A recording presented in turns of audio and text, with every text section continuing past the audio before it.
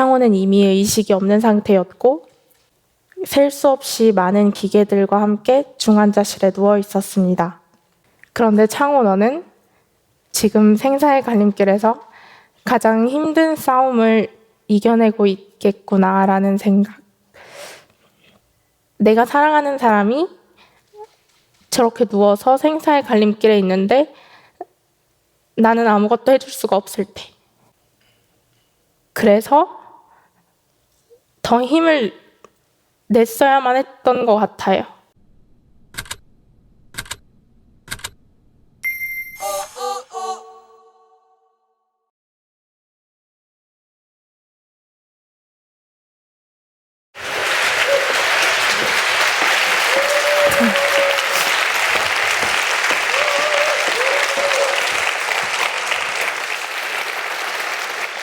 혹시 여러분 윤창호법이라고 들어보셨을까요? 작년 이맘때 음주운전 사고로 휴가 나왔던 군인 한 명이 목숨을 잃는 사고가 있었습니다. 그리고 그의 이름을 딴 법이 제정되어서 이제 우리나라는 음주운전 처벌이 강화됐죠. 그리고 그 친구가 바로 제 가장 친한 친구였던 창호입니다. 창호는 저희들끼리 흔한 말로 난놈이라고 하죠. 뭔가 다른 친구였어요. 저는 창호를 대학교 1학년 때 처음 만났는데 그때 그 기억이 제 뇌리에 이렇게 깊게 박혀 있습니다. 첫 자기소개 시간이었어요. 저희는 1학년이다 보니까 자기소개를 시키면 약간 쭈뼛쭈뼛 하면서 나와서 눈도 잘 못 마주치고, 그런데 창호는 그렇지 않았어요. 창호는 우선 옷차림부터 남달랐는데요. 그 세미 정장 차림에 20대 초반은 잘 신지 않는 카멜색 구두를 신고 있었습니다. 그리고는 허리를 딱 펴고 단상 중앙에 서서 90도 인사를 했습니다. 안녕하십니까? 미래의 대통령 윤창호입니다. 이제 저는 그때부터 창호를 잊지 못하게 된 것이죠. 여러분, 사실 누군가 이렇게 꿈이 대통령이라고 하면 뭐라고 하시나요? 저는 앞에서는 티를 못 내지만 사실 뒤에서는 그래, 꿈은 크게 가지는 게 좋은 거니까 라고 생각하면서 그 꿈이 이루어지지는 않으리라는 생각을 하게 됐던 것 같아요. 그런데 창호는 그렇지 않았습니다. 얘는 진짜 대통령이 되겠는데? 해내겠구나 라는 생각이 들게 하는 그런 친구였어요.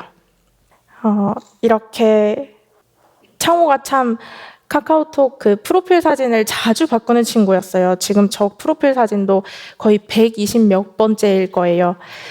그런데 배경화면 하나는, 저 청와대 대한민국이 써있는 배경화면은 단 하나입니다. 지금까지도요.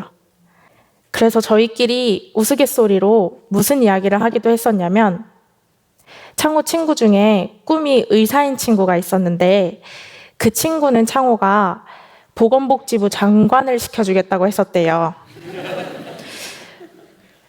저는 뭐였을 것 같으세요? 저도 내정된 게 하나 있었거든요. 저는 민정수석이었습니다. 그 정도로 창호가 저를 이렇게 많이 소중하게 생각했다, 믿고 있었다라고 생각해도 되는 부분이겠죠?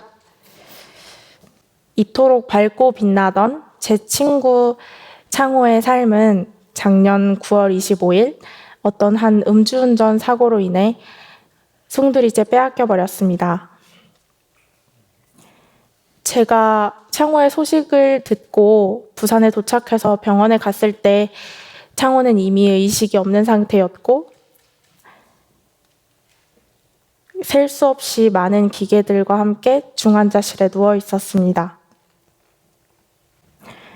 처음엔 저희 친구들 모두 넋이 나가서 그냥 울고만 있었던 것 같아요. 근데 어느 날 면회를 하는데 아, 지금 여기서 가장 힘든 건 창호 너겠구나 라는 생각이 들었어요. 적어도 나는 생사의 갈림길에 있진 않은데 그런데 창호 너는 지금 생사의 갈림길에서 가장 힘든 싸움을 이겨내고 있겠구나라는 생각. 그렇다면 내가 널 위해서 뭘 해줘야 할까? 뭘 해줄 수 있을까? 아마 저를 비롯한 모든 창호의 지인분들이 다 같은 마음이셨을 것 같아요. 내가 사랑하는 사람이 저렇게 누워서 생사의 갈림길에 있는데 나는 아무것도 해줄 수가 없을 때.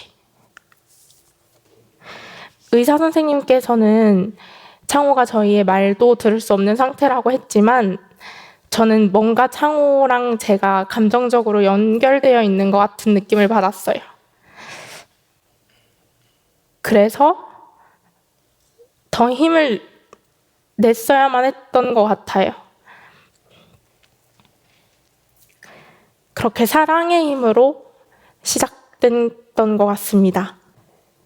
받았던 사랑에 대해 조금이라도 보답하고자 친구들이 한마음 한뜻으로 모여서 병원 복도에 담요를 깔아놓고 며칠 밤을 새워 국민청원 글을 올리게 됐습니다. 너무 감정적이기만 해서도 안 됐고 글을 읽기 너무 길어서도 안 됐고 최대한 이목을 끌 수 있는 제목을 만들었어야 했으며 너무 터무니없는 주장을 해서도 안 됐습니다. 그렇게 몇 번을 글을 쓰고 고치고 그렇게 하고 나서 국민청원 글을 올리게 됐을 때 정말 너무 감사하게도 많은 분들께서 짧은 시간에 저희와 함께 공감해 주셨고 또 함께 해주신 덕분에 저희는 청와대의 답변을 받을 수 있게 됐습니다. 그렇지만 그 기쁨도 잠시 어쩌면 청와대에서 구체적인 답변을 내주지 않을 수도 있겠다라는 걱정이 들었습니다. 우리 국회로 가자. 그러면 법을 그렇게 해서 고쳐보자. 그냥 바꿔주세요 하면 어떻게 바뀔지 모르니 이렇게 바꿔주세요. 조금 더 구체적으로 말하자. 전문가도 아닌 학생들의 의견이기 때문에 무시될 수 있어서 우리가 어떤 말을 할 때 그 주장의 근거는 확실해야 한다. 그때부터 저희는 그간 우리나라에서 이루어졌던 음주운전 처벌 강화에 대한 연구들을 비롯해서 해외 사례들을 검토하기 시작했습니다. 그렇게 며칠이 지나서 저희는 저희가 만든 윤창호법의 초안을 국회의원님들께 전체 메일로 송부했습니다. 처음엔 법안을 만들어서 보내고 나면 그 이후의 일은 국회의원님들께서 하실 일이라고 생각을 했습니다. 그건 국회의 일이라는 생각이 들었으니까요. 그런데 제가 국회를 몇 번 다녀오고 나서 그런 생각이 처참히 깨졌습니다. 아, 누군가를 믿고 맡겨서는 안 되겠구나 라는 생각. 조금 씁쓸한 생각이기는 하지만 아, 내가 간절한 만큼 이 사건이 잊혀서는 안 될 만큼 내 인생의 한 순간을 오롯이 바쳐야 그나마 될까 말까 한 일이겠구나 라는 생각이 들었습니다. 그 후로 저는 학교로 돌아와서 중도 휴학계를 냈고 다시 부산으로 돌아가 친구들과 다 함께 윤창호법 제정을 위해 몰두했습니다. 다 같이 서울과 부산을 오가며 서명운동을 진행했고 또 윤창호법이 국회에서 여야 간의 다툼으로 인해 볼모로 잡힐 때마다 기자분들께 연락을 드려서 다시 한번 시민분들의 힘을 받을 수 있도록 도와드렸습니다. 그렇게 여러분들의 계속된 응원 그리고 참여 덕분에 저희는 무너지지 않을 수 있었습니다. 절대 저희 친구들 10명의 힘만으로는 이루어질 수 있었던 일이 아닙니다.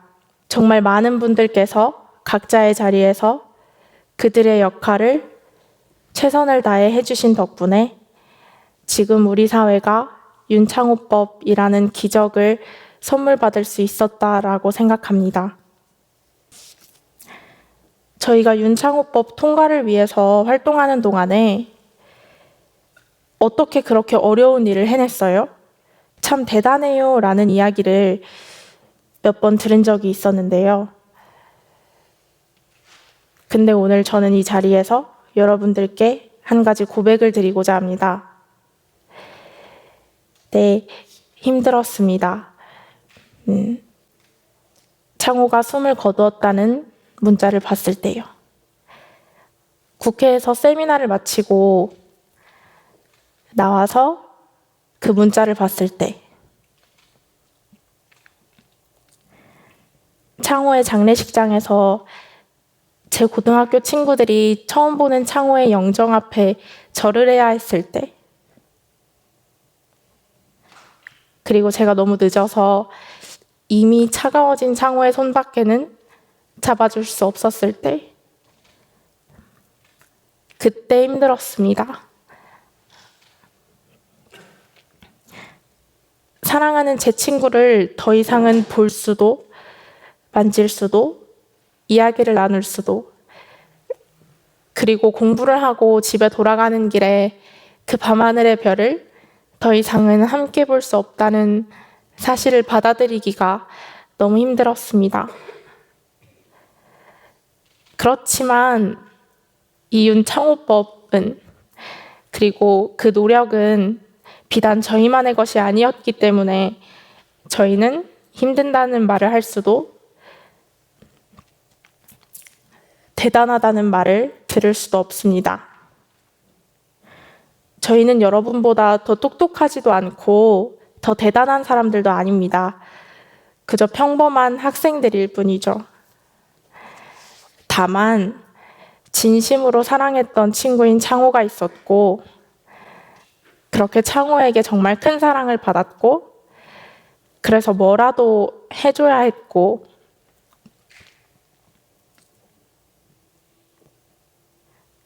저희가 겪은 이 아픔을 누군가 다시는 겪지 않기를 바라는 그 마음, 그것뿐이었습니다.